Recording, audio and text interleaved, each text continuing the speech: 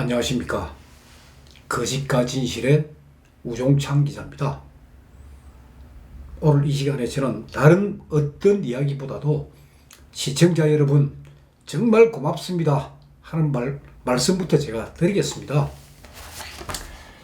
여러분들의 성원에 힘을 입어서 박근혜 대통령을 위한 탄원서가 서울고등법원 제4형사부에 접수가 되기 시작했습니다.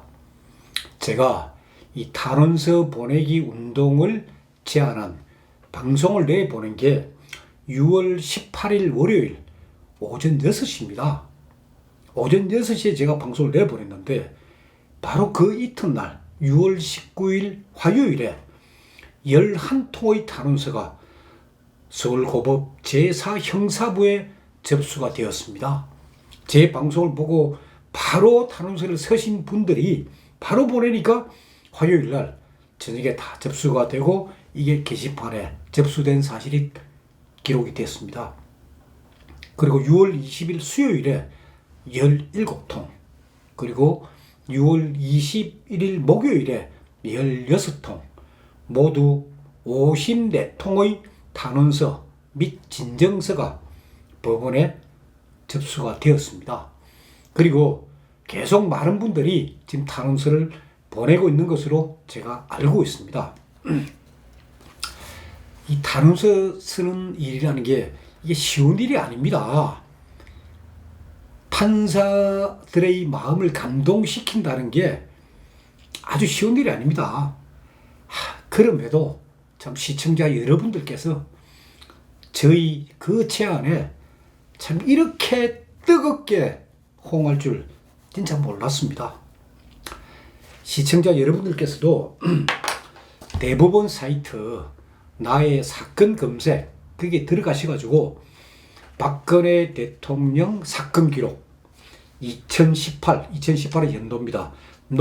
노래할 때 노입니다. 2018 노 1087 이 사건 번호를 입력하신 뒤에 제출 서류 부분, 이 전체를 다 보면 이제 굉장히 양이 많으니까 제출 서류 부분만을 클릭해서 딱 보시면은 탄원서하고 진정서가 이 접수된 날짜별로 아주 일목요연하게 정리되어 있는 것을 시청자 여러분들도 눈으로 확인할 수가 있습니다. 그리고 시청자 여러분들 중에서 6분이 그분들이 쓴 탄원서를 제게 보내주시면서 제 의견을 물어봅니다. 그래서 제가 다 읽어보고 다 답변을 해드렸습니다. 모두가 다 잘 쓰신 글들입니다. 고칠 부분이 거의 없었습니다. 다만 제가 이 시간에는 이 탄원서가 법원에 제출하는 서류이기 때문에 약간의 형식을 고쳐야 됩니다. 그래서 형식과 관련해서 제가 몇 가지 유의사항을 좀 알려드리겠습니다. 첫째, 극존칭은 가급적 쓰지 마십시오. 그러니까 존경하옵는 재판장님 보십시오. 이런 문장은 가급적 사용하지 마시고 그냥 존경하는 재판장님, 그러니까 하옵는 이런 표현 쓰지 마십시오. 극존칭을 쓰게 되면은 오히려 장난으로 보여질 가능성이 있습니다. 두 번째는 우편엽서로 보내지 마십시오. 일부 그 우파 사이트 쪽에서 우편엽서로 보내도 된다는 그런 글들이 올라와 있던데, 우편엽서로 보내는 거는 제가 보기에 아마 이게 탄원서로 인정도 안 될 뿐 아니라 정성이 없어 보입니다. 우편엽서에 대충 몇 자 깔짝깔짝 적는다. 정성이 없어 보입니다. 절대 우편엽서로는 보내지 마십시오. 그리고 제한테 그 탄원서 내용을 문의하신 분들 중에서는 붓글씨로 직접 쓰시겠다는 그런 분들도 계십니다. 세 번째는 박근혜 대통령을 그 피고라고 기재하시는 분들이 있더라고요. 그 형사사건에서의 호칭은 피고인입니다. 피고는 아닙니다. 원고 피고라는 것은 민사재판에서의 개념입니다. 그래서 피고라는 표현을 쓰지 마시고 또 어떤 분들은 피의자라는 표현을 쓰시는데, 피의자라는 표현은 이 검찰이나 경찰 등 수사기관에서 수사 과정에 그때 부르는 호칭이고, 정식으로 재판에 회부가 되면 그게 뭐 구속 상태에서 재판을 받든 불구속 상태에서 재판을 받든 법정에서는 피의자라는 표현을 쓰지 않습니다. 피고인이라는 호칭을 사용합니다. 그래서 피의자라는 표현도 사용하지 마십시오.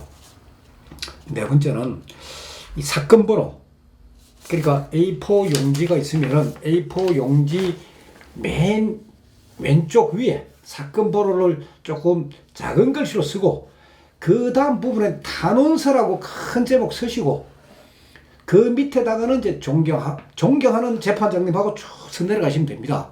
이 탄원서라는 부분을 안 쓰신 분들도 가끔 있던데, 탄원서 큰 굵은 글씨로 해가지고 탄원서라는 제목을 쓰셔야 됩니다.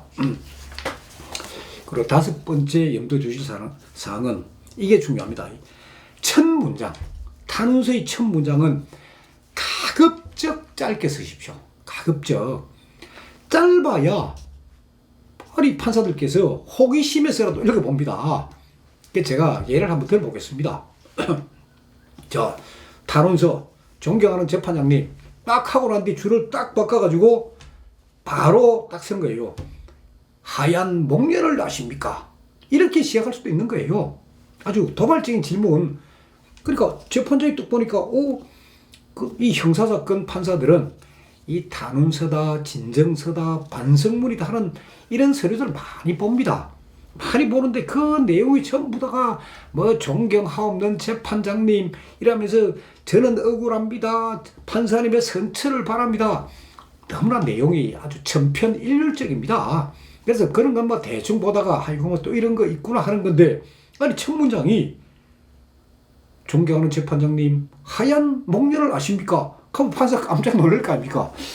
아니 왜 갑자기 하얀 목련이 왜 탄원서에 등장할까? 그래서라도 한번 읽어볼 겁니다. 판사들이 읽어봐야 감동을 하고, 감동을 해야 그게 판결에 영향을 미치지 않습니까? 이 탄원서 보낸 목적이 딱 그거 아닙니까? 판사들을 감동시키자. 딱 그겁니다. 그러면 제가 이제 하얀 목련을 아십니까? 하고 제가 이제 써놨는데, 그럼 그 다음은 어떻게 써야 되느냐? 예를 들어서 그런 식으로 한다면은, 그래서 제 같으면 이렇게 쓴다는 걸 제가 말씀드리는 것이니까 이렇게 따라 하지는 마십시오. 저는 그 다음 문장은 이렇게 쓸 생각입니다. 이른 봄에 그윽한 향기를 풍기며 피어나는 목련꽃 말입니다. 자, 하얀 목련 아십니까? 해놨으니까 목련이 뭔지를 설명한 겁니다. 하얀 피어나는 목련꽃 말입니다. 목련은 앙상한 가지 꼭대기에 꽃만 홀로 피어 은은한 향기를 발산하다가 꽃이 질 때가 되면 시들기도 전에, 그러니까 목련은 그냥 시들기도 전에 그냥 툭 떨어져 버리는 그런 꽃입니다. 시들기도 전에 그냥 떨어지는 고고한 꽃입니다. 이렇게 해서 그 다음 문장이 하얀 목련을 누구보다 사랑했던 분이 유경수 여사시고, 그분의 딸이 현재 더럽고 차가운 감옥에 갇혀있는 박근혜 대통령입니다. 하면서 이제 계속 써내려가는 겁니다. 판사들을 감동시켜라. 첫 문장이. 그래서 뭐 하얀 목련을 아십니까? 뭐 이런 표현을 써주고, 아니면 또 이런 식으로 써도 됩니다. 그냥 존경하는 재판장 내가 그 다음 첫 문장에 판사님 식사는 제대로 하십니까? 그리고 저는 오늘 뭐 이런 맛있는 음식을 먹었습니다 하면서 그 20만 쪽에 달하는 그 기록을 보느라 그 곧 수고하시는 판사님 그러면서 또 써 내려가도 됩니다. 그래서 어쨌든 제일 첫 문장에 판사들이 눈에 확 당기는 아주 짧게 감동적인 한마디, 그거로 시작을 하십시오. 제가 시청자 여러분들께 이 글짓기 숙제를 내드려서 대단히 죄송합니다. 그러나 박근혜 대통령을 위한 이 탄원서가 100통이 넘고 1000통이 넘고 10,000통을 넘게 되면은 대한민국 언론은 물론이고 전 세계 언론이 관심을 가질 겁니다. 언젠가는 기네스북에 기록으로 올라갈 수도 있습니다. 그것이 탄원서를 보내는 그 운동이 자유 대한민국을 사랑하는 대한국민들의 저력입니다. 바로 힘입니다. 보십시오. 1심에서 징역 24년을 그것도 뇌물죄로 선고받은 대한민국의 전직 대통령, 이 내용은 이미 전 세계 언론에 생중계되었으니까 다 알고 있을 겁니다. 전 세계인들도. 그 대한민국 전직 대통령을 위해서 대한민국 국민들이 수만 통의 탄원서를 법원에 보내는, 그러니까 뭐 감옥 앞에서 뭐 무장 저항 운동한 그게 아니고 그냥 법원에다가 탄원서를 보내는 그러한 저항 운동을 펼치고 있다는 그 사실이 공개가 되면은 아마 전 세계인들은 대한민국 국민들의 저력에 깜짝 놀랄 것입니다. 참고로 제가 이 탄원서 보내는 운동하고 그리고 청와대 청원, 국민청원하고 그 두 가지를 지금 동시에 하고 있는데 그 내용은 다르다는 걸 제가 좀 말씀드리겠습니다. 청와대 게시판에 올린 그 국민청원은 박근혜 대통령에 대한 구속기간 갱신, 그러니까 구속은 두 달에 한 해 산다. 그걸 그냥 판사가 계속 임의로 연장하는 거, 그래서 그건 반대한다. 그 내용은 청와대 국민청원에 올린 글입니다. 그건 구속기간 갱신에 반대한다는 내용입니다. 그러나 탄원서는 이거는 법원에 제출한 서류입니다. 핵심 그거죠. 박근혜 대통령은 죄가 없으므로 이런 분임으로 무죄로 석방해달라 하는 그런 탄원입니다. 그 성격이 다르다는 건 좀 알고 계십시오. 그리고 오늘 이 시간에 제가 참 새로운 소식 한 가지를 좀 전해드리겠습니다. 6월 21일 목요일 오전 10시에 자유토론 연속 포럼회라는 게 국회의원 회관에서 열렸습니다. 이 포럼회는 뭐냐? 이 자유한국당 심재철 의원이 6.13 선거 패배 이후에 한국당의 쇄신 방향, 한국당은 어떻게 해야 살아남을 것인가, 그 방향을 모색하기 위해서 마련한 그런 이 포럼 자리입니다. 그게 목요일 오전 10시에 국회에서 열렸습니다. 이 포럼에서 발제를 하신 분이 조동근 명지대 경제학과 교수입니다. 조동근 교수는 바른사회 시민회의 공동대표이기도 합니다.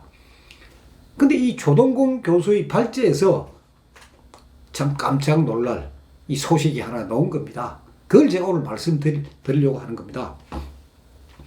조동근 교수는 발제에서 바로 이렇게 주장했습니다.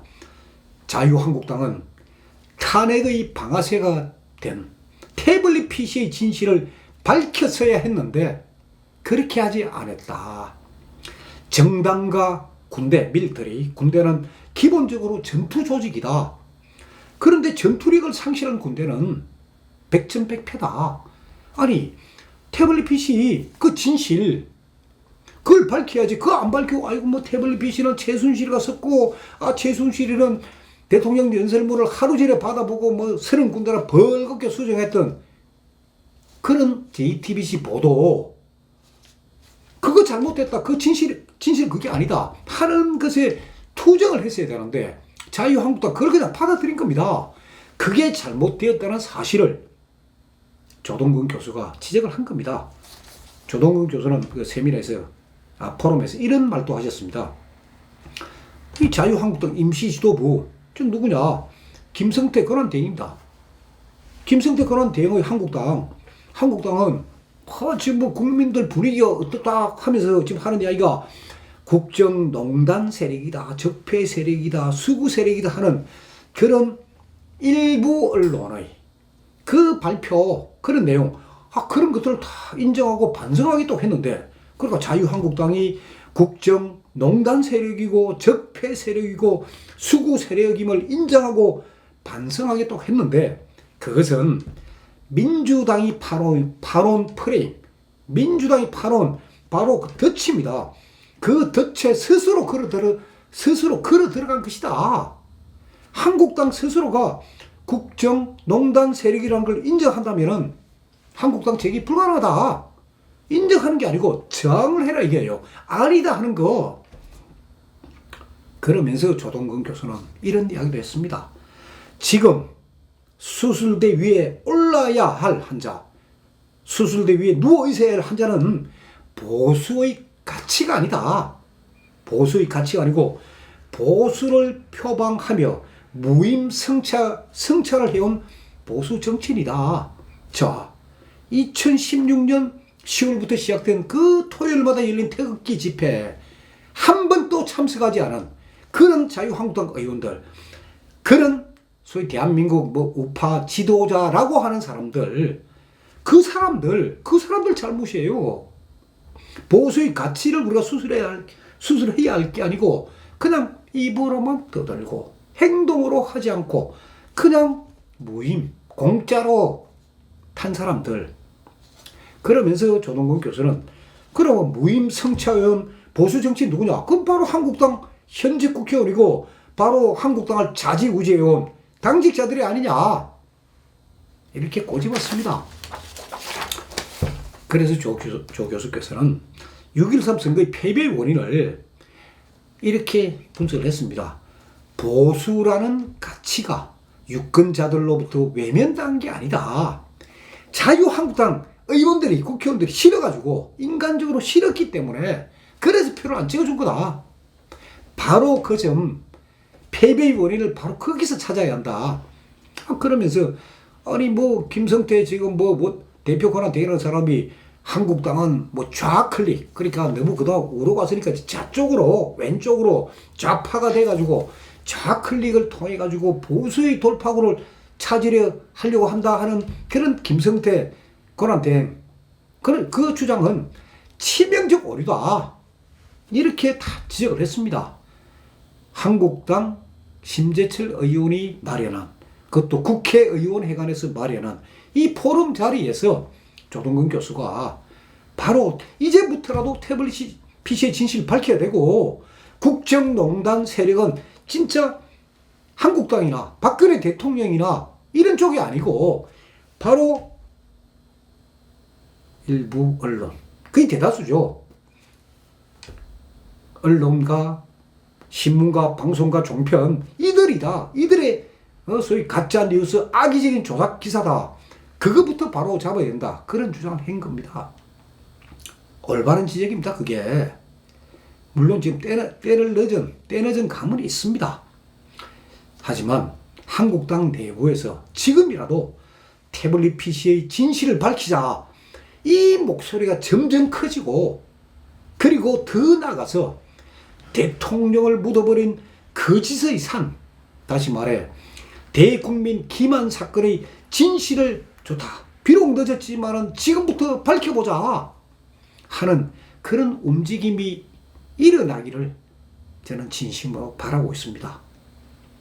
그리고 태블릿 PC의 진실을 찾는 싸움은 이게 박근혜 대통령 1심부터 했어야 되는데, 그때는 이게 공무상 비밀 누설이고 그제는 징역 2년 이하가 되다 보니까 이 태블릿 PC 진실 부분에 대해서 크게 참 다투지를 안 했습니다. 그리고 또 정호성 비서관 자기 사건인데도 그거 태블릿 PC 인정합니다. 이러는 바람에 참 묘하게 꼬였는데, 자, 변희재 미디어워치 고문이 구속됐습니다.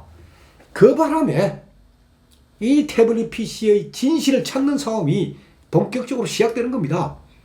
변희재 고문의 첫 재판이 오는 7월 11일부터 열립니다. 7월 11일부터. 지금부터 우리가 이 재판 열심히 지켜보고 이 재판 진행상 많은 국민들한테 알리고, 그러면서 저도 지금 변희재 고문의 변호인, 그 도태우 변호사, 강용석 변호사, 그분들께 제가 갖고 있는 정보 다 드리고 이 재판, 변희재 고문의 재판을 통해서 태블릿 PC의 진실을 밝히는 그 작업을 시작할 것입니다. 그리고 또 하나, 그 박근혜 대통령 재판은 6월 22일 금요일 오전 10시에 403호 법정, 서울고등법원 403호 법정에서 이 재판이 예정이 되어 있습니다. 저도 그 법정에 나갈 겁니다. 그 나가서 재판 진행상을 보고 제가 국선 변호인에게 제가 쓴 의견서를 하나 줄 겁니다. 그 의견서는 물론 이게 탄원서도 쓸 내용인데 그건 뭐냐면은 태블릿 PC입니다. 태블릿 PC 그걸 김한수가 2012년 6월 20일 낮 12시 5분에 자기가 개통한 그 자리에서 들고 간 거예요. 그리고 개통되었다는 문자 메시지 받았고, 그래 놓고 김한수는 검찰 진술 법정 정원에서 떡 한 얘기와 개통하고 난 뒤에 이춘상 보좌관, 이미 5년 전에 사망하신 분입니다. 이춘상 보좌관이 최순실한테 그 압구정도 있는 중국집에서 만나는 자리에서 핸드백에 넣어주는 거 봤다. 그리고 이춘상 보좌관이 사망한 날 2012년 12월 4일 날 그날 병원에 이모라는 여자가 전화가 와가지고 태블릿 PC 네가 요금 내고 있다며 네 이야기. 그 진술이 태블릿 PC는 최순실 것으로 추정할 수 있다는 김세훈 판사의 1심 판결문 근거입니다. 그래서 저는 그 진술이 허위다. 김한수의 진술이 허위다. 그 증거는 이렇다. 그걸 제가 거의 증거들을 많이 찾아냈습니다. 그 내용들을 정리를 해가지고 국선 변호인 의견서로 제출하게끔 법원에 제가 그 노력을 할 겁니다. 그리고 그 내용들을 제가 짧게 그러면서 판사들을 감동시키는 문장을 통해 가지고 그 부분들을 제가 다시 탄원서 형식으로 저도 제출할 겁니다. 그다음에 두 가지를 제가 좀 공지를 하겠습니다. 이번 일요일, 그러니까 6월 24일부터 저희 거짓과 진실에서는 그 가까이에서 본 인간 박정희, 인간 유경수 이 부분을 연재를 할 겁니다. 그러니까 매일 하는 게 아니고 일요일마다 박정희 대통령, 유경수 여사의 인간적인 모습, 그러니까 어떤 주장이 아니고 옛날에 있었던 어느 현장을 아주 묘사하신 분이 있습니다. 그분의 글을 통해 가지고 저희들이 일요일마다 인간 박정희, 인간 유경수를 컴퓨터 음성으로 저희들이 들려드리겠습니다. 한번 일요일날만은 이런 이야기들을 그냥 귀로 들으시면서 과거를 반추도 하시면서 그리고 아주 편안한 마음, 그러니까 제가 이 재판 이야기만 하다 보니까 상당히 딱딱합니다. 편안하게 들어보시라는 뜻에서 제가 그 코너를 새로 시작합니다. 여러분들 그러니까 들어본 소감을 여러분들께서 좀 알려주시기 바랍니다. 그리고 두 번째 공지사항은 제가 지난번에 한번 보여드렸는데 일본에 있는 다이치군 어머니가 그 최소한 피고인 건강을 위해 가지고 종이약 1000마리, 그것도 노란색, 파란색, 빨강색 아주 형형색색으로 그 1000마리를 접어가지고 구치소에 반입이 안 되니까 저를 통해서 보냈고, 제가 그걸 최소한 피고인의 가족, 지금 제 정유라 양이 이제 그 자기 애 데리고 거의 매일 어머니 면회를 가고 있습니다. 그 편을 통해 가지고 그 종이약 1000마리 접은 걸 딱 이 줄에 엮어가지고 그걸 구치소 면회 때 그걸 보여드린 거예요. 최소한 피고인에게. 최소한 피고인이 울었다고 하는데 그걸 보여드리고 난 뒤에 최소한 피고인이 이 종이약을 접어준 다이치군의 어머니에게 동부구치소에서 일본으로 국제 편지를 보냈더라고요. 이게 편지 끝봉입니다. 그러니까 일본에서 저한테 이게 팩스로 날라온 겁니다. 이게 이제 일본 주소고, 요 밑에가 이제 동부구치소입니다. 송파구, 송파 우체국, 그러니까 수번 4333 해가지고 이제 최소원 해가지고 이걸 보낸 거예요. 그 내용, 이 편지 내용입니다. 그 편지 내용 건데 제가 짧게 요 부분만 읽어드리겠습니다. 참 멀리서 이렇게 귀한 글과 학을 보내주시다니 그 마음에 늘 감사드리며 열심히 끝까지 진실을 밝힐 것입니다. 우리 손자에게도, 그러니까 최소한 피고인의 그 손자 정유라 난 아들, 우리 손자에게도 학과 꽃을 보여줬더니, 여기 꽃은 그 박근혜 대통령께 계속 보내고 있는 파란 장미입니다. 파란 장미 종이에 적은 거. 그래서 최소한 피고인이 그 다이치군 어머니가 이제 종이약도 보냈지만은 파란 장미도 보냈기 때문에 그 학과 꽃을 멸해온 참 손자에게 보여줬더니 손자가 참 좋았디다. 서로의 마음은 통하나 봅니다. 참 감사합니다 하는, 이게 감사 편지입니다. 제가 뭐 개인 서신이니까 다른 못 읽어드리는데, 저는 이 종이학을 제가 이제 그 최소원 씨 가족을 통해 가지고 이걸 전달하고 난 뒤에 과연 이게 최소원 씨는 지금 벌써 구체적으로 못 들어가니까 이 내용을 알고 있을까 하는 의문. 두 번째는 보고 난 뒤 무슨 반응을 보일까 저도 솔직히 궁금했습니다.